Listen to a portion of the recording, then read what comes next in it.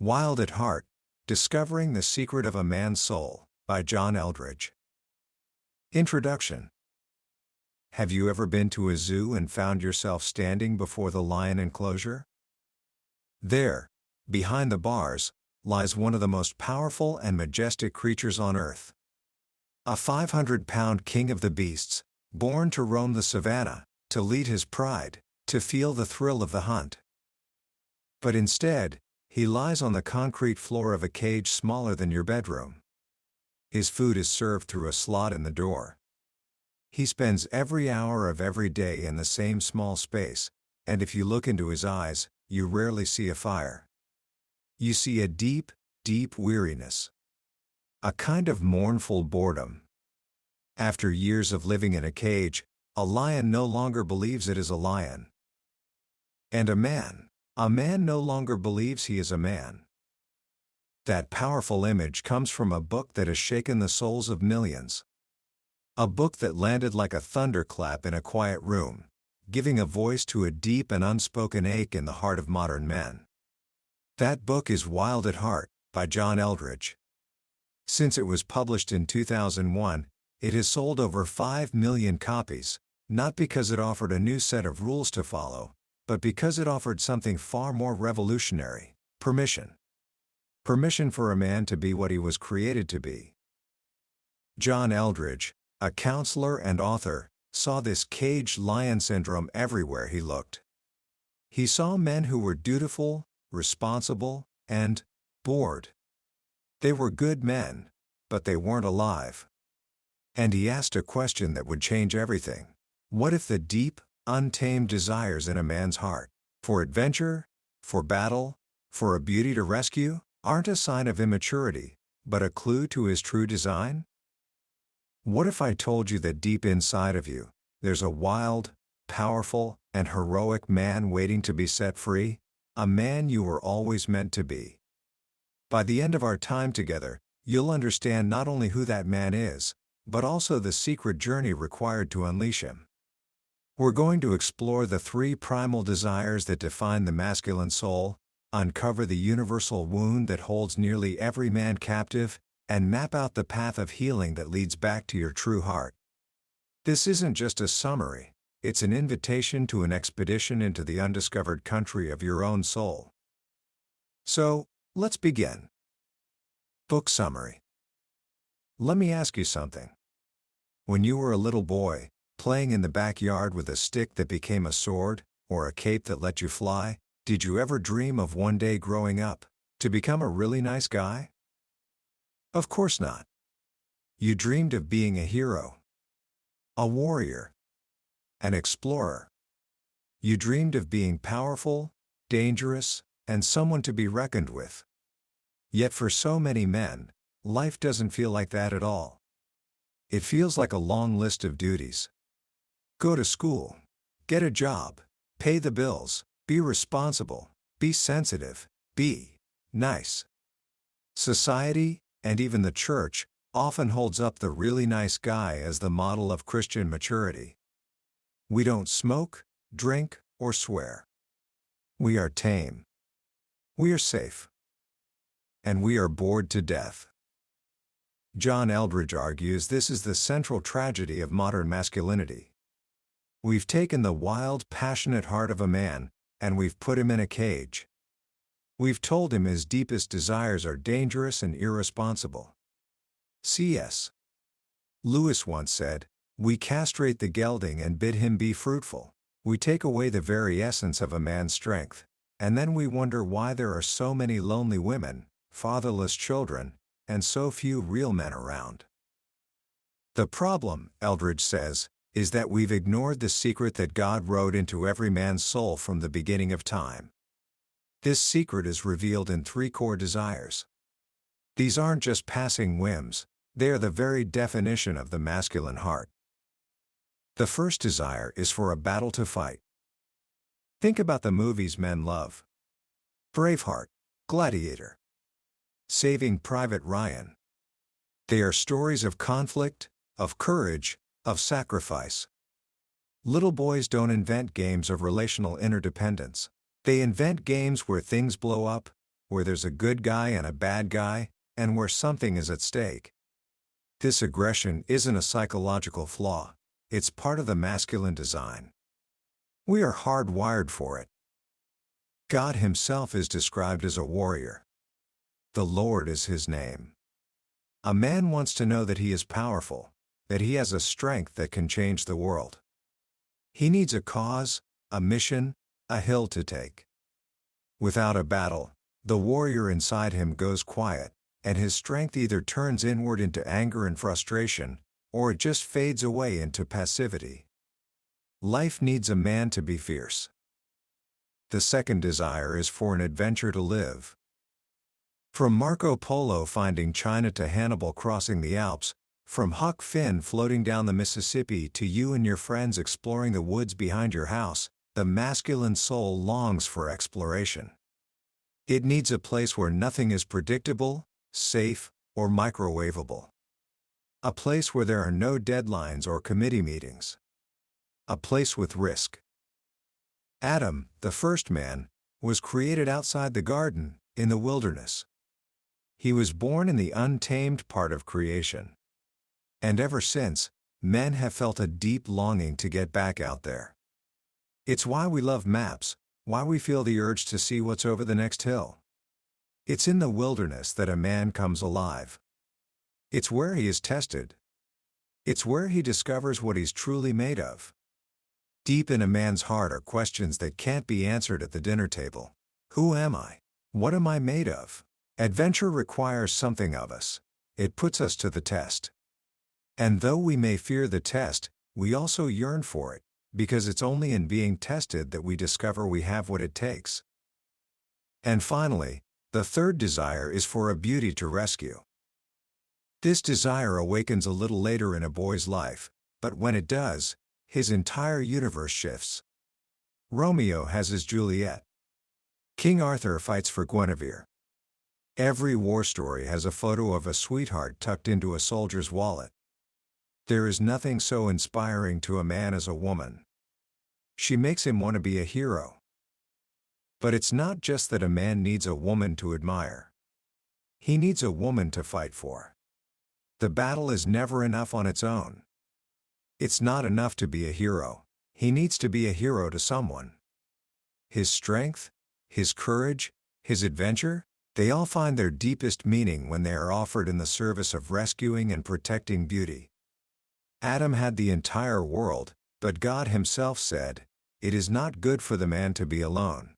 Something was missing until there was Eve. A battle to fight, an adventure to live, and a beauty to rescue. These are not childish fantasies to be outgrown. They are the core of a man's soul, the blueprint of his design. And here is the most important part: the reason men have these desires is because they are made in the image of God. We often have a picture of God, and especially Jesus, as being gentle, meek, and mild. A sort of Mr. Rogers with a beard. But is that the God of the Bible? Is that the Jesus who braided a whip and drove the money changers from the temple? Is that the God who unleashed plagues on Egypt and parted the Red Sea? Eldredge paints a different picture. He shows us a God who is anything but tame. God has a battle to fight. The entire story of the Bible is a war story, a story of God fighting for the freedom of His people.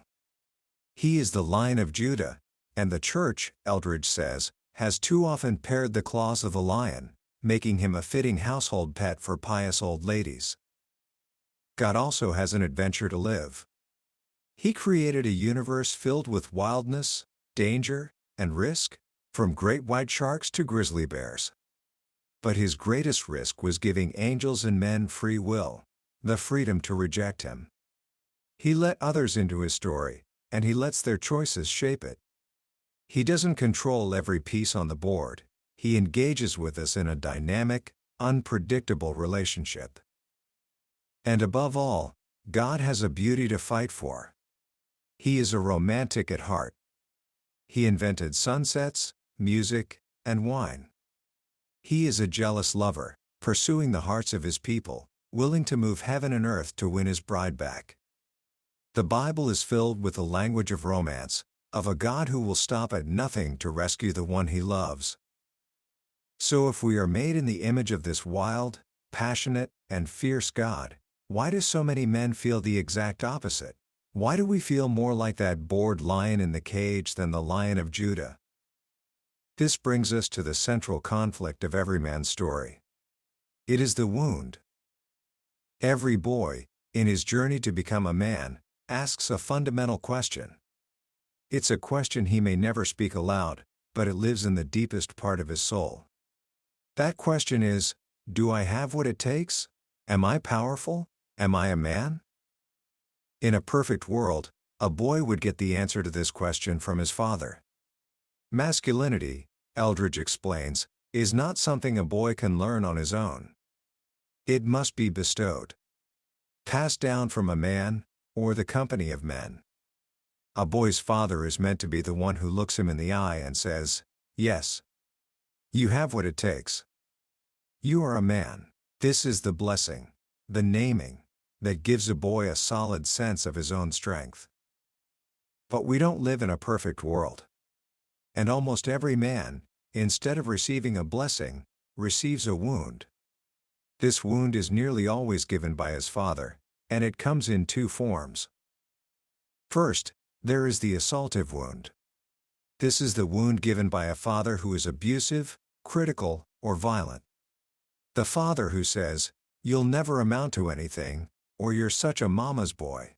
These words are like an arrow to the heart, and they deliver a devastating answer to the boy's question. No. You don't have what it takes.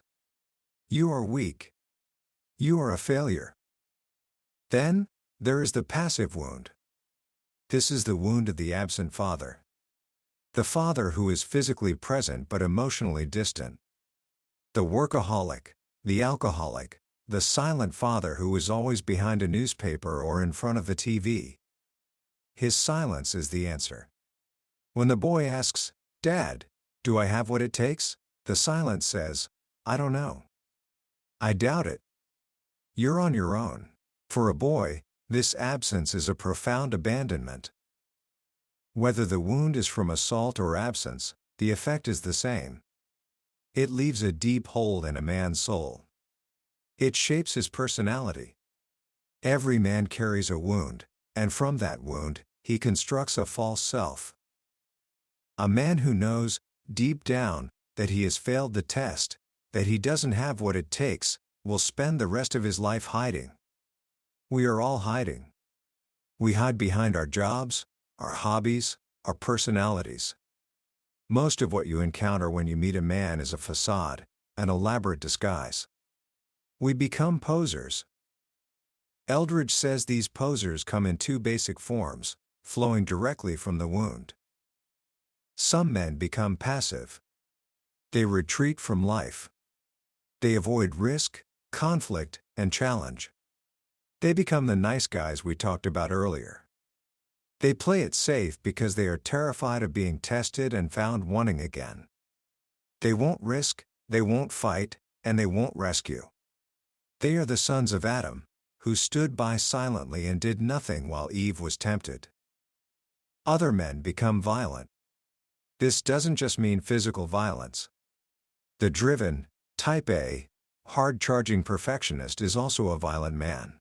He is overcompensating for the wound. He believes that if he can achieve enough, conquer enough, control enough, then maybe he can prove he really is a man. But it's all driven by fear, the fear that if he ever stops, he will be exposed as an imposter.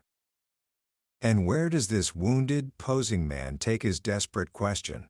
Where does he go for validation? He takes it everywhere. To his career, trying to win his father's approval through success. To his friendships, trying to find a sense of belonging. But the deadliest place a man takes his search is to a woman. He believes that if he can win the beauty, he will finally feel like a man. If she thinks he's a hero, then he must be a hero. He makes her the answer to his question. This is a disaster, for both of them. A woman can arouse masculinity, she can inspire a man to be brave, but she can never bestow it. It's like asking a field of wildflowers to give you a buffalo. They are different substances entirely. When a man makes a woman the source of his identity, one of two things happens: addiction or emasculation. He can become addicted to her affirmation, or he gives her the power to invalidate him with a single look or word.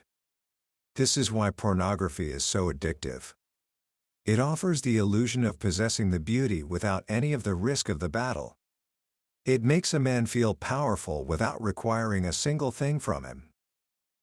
So, here we are. Wounded, hiding, posing. Taking our question to all the wrong places. How do we get out of the cage? How does a man get his heart back? This is where the journey of initiation begins. And it is a journey that God, our true Father, wants to personally lead us on. The first step is a radical one. We have to walk away from the false self. We have to stop relying on our own plans for salvation, our success, our image, our niceness. God often helps us with this. He thwarts the false self. He allows our golden bat to break. The business fails, the marriage struggles, the promotion doesn't come.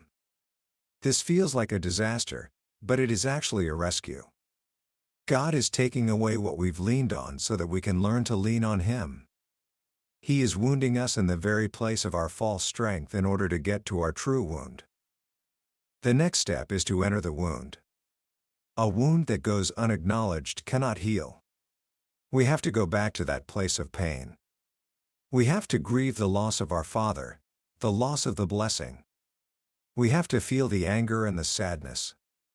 And in that place of brokenness, we must hear the words that Sean speaks to Will in the movie Good Will Hunting.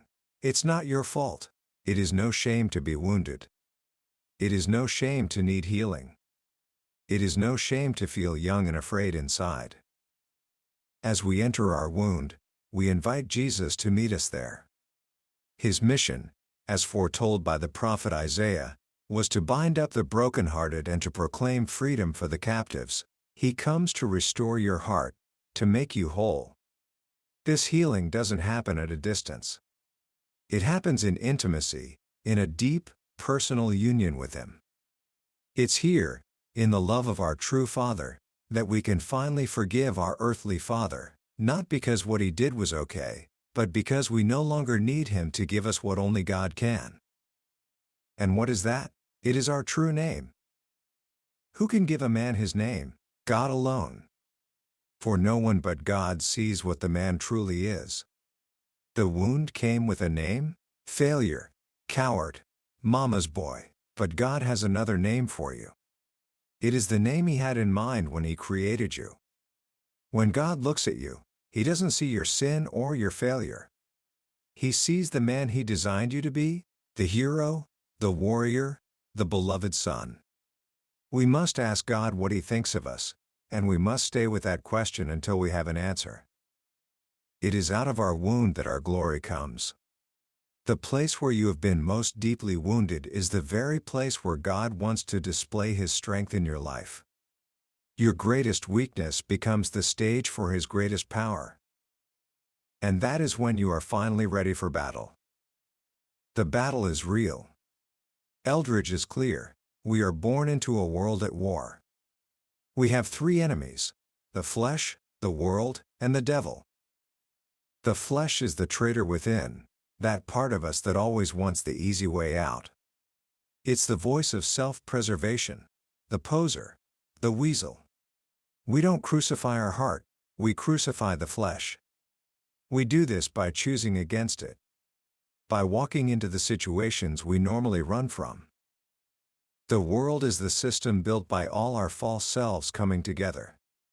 It's a carnival of counterfeits, offering us fake battles, fake adventures, and fake beauties. It tries to get us to fight for our own little kingdom instead of God's. The way to fight the world is to let our true strength show up, to let people feel the weight of who we really are.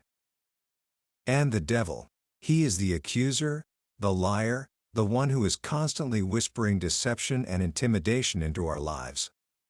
I'm not here, he says, It's all just you. We fight him by hanging on to the truth, by putting on the armor of God, and by refusing to go into battle alone. We need a band of brothers, fellow warriors to fight alongside. When a man begins to heal, when he knows his true name and learns how to fight, he can finally engage the desires of his heart. He finds his place in the great battle. His adventure becomes his calling, his unique mission from God. He discovers it not by asking, "What does the world need?" but by asking, "What makes me come alive?" Your calling is written on your true heart. And what the world needs most are men who have come alive. This adventure requires leaving the world of formulas and control and stepping into a life of risk, mystery, and intimate, moment-by-moment conversation with God. And finally, he can turn to the beauty. Every woman also has a wound. Her deepest question is not, "Am I strong?" but "Am I lovely? Am I worth fighting for?" And her wound, also often from her father, tells her, no. She hides her heart in a tower of self-protection. A man does not go to a woman to get his strength. He goes to her to offer it. His mission is to fight for her heart, to lay siege to the tower, to slay the dragons of her past. He speaks to her deepest question in 1,000 ways. Yes, you are lovely. Yes, I will fight for you. He offers her his strength, and in doing so, he allows her to be beautiful. He brings life to her. This is the journey. It's the path from the tame, nice guy to the wild, dangerous, and good man you were created to be. It is the recovery of your masculine heart. The choice, as a 9-year-old boy once wrote, is your own. Will you fight? Commentary. Reading Wild at Heart is like finding a map to a country you always knew existed but could never find on your own. For so many, it's not about learning something new. It's about remembering something ancient, something that has been buried deep within the soul. The power of this book, and why I believe it has resonated for so long, is that it gives men permission. Permission to feel. Permission to desire. Permission to be dangerous. In a culture that is deeply confused about masculinity, that often equates it with toxicity, Eldredge reclaims the wild, fierce, and adventurous spirit of a man not as a problem to be solved, but as a gift to be celebrated. It challenges the very foundation of what many of us were taught it means to be a good man. The idea that our deepest, most untamed desires are not a sign of our fallenness, but a reflection of God's own heart, is profoundly liberating. It reframes the Christian life from one of grim-faced duty to one of epic adventure and romance. But this isn't a book about macho posturing. It's a book about the heart. And the heart of the message is the wound. The idea that every man carries a wound, a place of deep pain and insecurity, is what makes the book so relatable. It strips away the pretense and gets to the core of why we pose, why we hide, and why we struggle. By giving a name to that pain, the father wound, and connecting it to our universal question, do I have what it takes? Eldredge provides a framework for understanding ourselves that is both profound and intensely practical. The journey he lays out is not an easy one. It requires courage to face your wound, humility to walk away from the false self, and faith to step into the unknown with God. But it is a journey filled with hope. The promise is not that you will become a perfect man, but that you can become a whole man. A man who knows his name, who knows how to fight, and who knows how to love. So, how can you begin this journey today?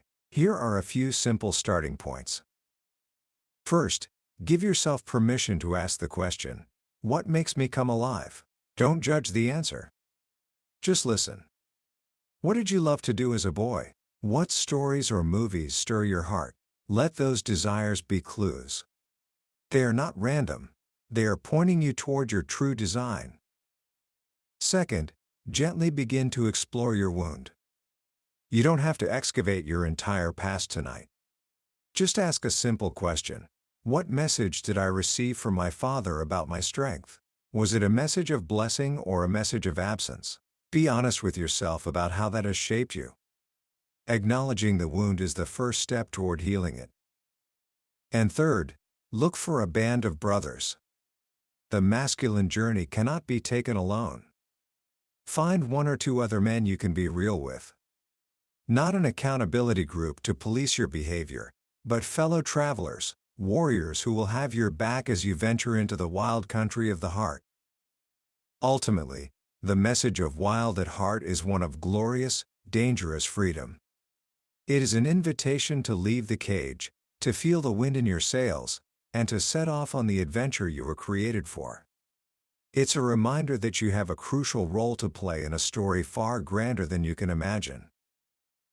And it starts with getting your heart back. That was a summary of Wild at Heart by John Eldredge. We've explored the core ideas today, but I'll be honest with you, a summary can only ever be a map. The real journey happens when you step onto the trail yourself. The true power of this book is found in the quiet moments of reading, when a particular story or a simple phrase lands in your heart in a way you didn't expect. This summary is a compass, designed to help you decide if this is a journey worth taking. If anything we've talked about today has stirred something in you, I encourage you to grab a copy. Reading it isn't just about learning, it's an experience that can genuinely change the way you see yourself, your world, and the God who is calling you into the wild. You can find a link to the book in the description below. Also, if you found this summary valuable and it gave you something to think about, please show your support by hitting that like button and subscribing to the channel. That way, you won't miss our next journey into another life-changing book from the billionaire's bookshelf. Let's keep exploring these powerful ideas together.